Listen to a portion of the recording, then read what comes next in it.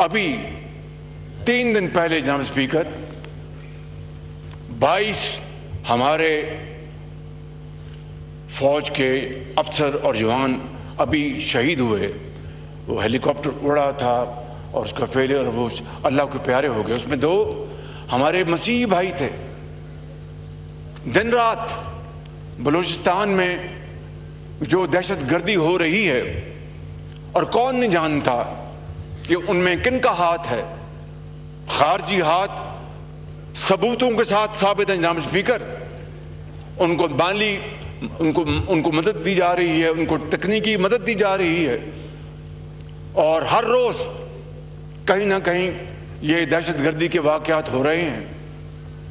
اور جس Durand line کی آپ نے بات فرمائی وہ آپ کا ایک اپنا خیال ہے, بالکل ہم اس کا احترام کرتے ہیں, لیکن سیکورٹی کے لیے, پاکستان کی سیکورٹی کے لیے, عوام کی حفاظت کے لیے اگر وہ لگائی گئی وہاں پر باڑ, تو میں سمجھتا ہوں میری نظر میں وہ ایک بالکل مناسب اور صحیح قدم تھا. بالکل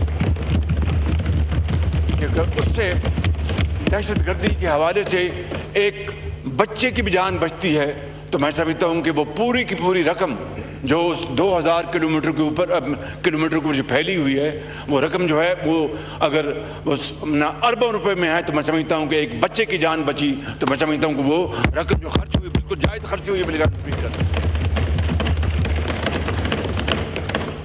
اور کے پی میں جو دہشت گردی دن رات ہو رہی ہے جہاں اسپیکر, جہاں پر لا انفورسنگ ایجنسیز, پولیس ہے آپ کی, آپ کے سول آرم فورسز ہے, وہاں پر افواج پاکستان دن رات ان دہشت گردوں کا مقابلہ کرتے ہوئے جوان, کڑگل جوان اور سپاہی افسر شہید ہو رہے ہیں. جناب اسپیکر, میں آپ کی خدمت میں عرض کروں گا کہ ان شہداء کے بچے, ان کے والد جب اپنے بچوں کو اور اپنے بیوی کو اور اپنے والد اور والدہ کو یہ کہہ کر جاتے ہیں کہ امی میں آج جا رہا ہوں, واپس نہ آئے تو ان بچوں کا خیال رکھنا. جناب اسپیکر, وہ افسر اور جوان جو شہید ہوتے ہیں اپنے بچوں کو یتیم کر جاتے ہیں اور قوم کے کروڑوں بچوں کو یتیم ہونے سے بچاتے ہیں. جناب اسپیکر,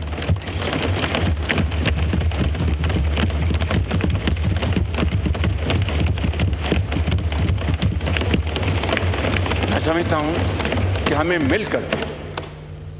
مل کر ان قربانیوں کا ہمیں نہ صرف احترام کرنا چاہیے بلکہ ان کی پوری عزت و تکریم کرنی چاہیے. کہ اگر آج ہم اپنے شہداء کا احترام نہیں کریں گے تو پاکستان کے بارے میں دنیا کیا کہے گی. دنیا کو چھوڑ دیں ان کے یتیم بچے جن کو یہ نہیں پتا. ابھی جو پرسوں چوتھ جو جنازے ہم پڑھ کے آئے ہیں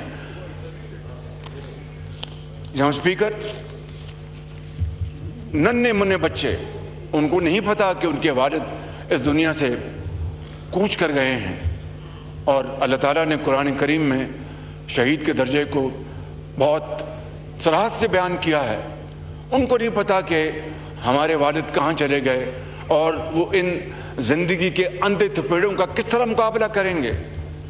یہاں اسپیکر, یہ ہے وہ میں سمجھتا ہوں کہ درد بھری کہانی جس کا ہمیں پورا ادراک کرنا چاہیے. اور اگر ہم اس میں خدا نہ خواستہ ہم نے غفلت کی تو آنے والی نسلیں ہمیں معاف نہیں کریں گی. جناب اسپیکر, میں ختاماً یہ عرض کروں گا, آپ نے فرمایا کہ جاتی عمرہ آپ تشریف لے جاتے تھے, وہ آپ کا گھر ہے, آپ جب بھی آئیں, لیکن آپ کے علم میں ہے, یہ کوئی بات بتانے والے نہیں, کہ جب بھی میں اچھے دنوں میں کوئٹہ جاتا تھا تو سب سے پہلے ان کا پوچھتا تھا اور ان کے گھر جاتا تھا, ان کے خود فون کر کے کہ میں آنا چاہتا ہوں, چائے پینا چاہتا ہوں. میں سمجھتا ہوں کہ یہ کوئی پوائنٹ سکورنگ نہیں ہے, یہ کوئی احسان نہیں ہے. اسی طریقے سے قومیں جڑتی ہیں, پیار محبت کو فروغ ملتا ہے, اظہار اور قربانی کا جذبہ ابھرتا ہے.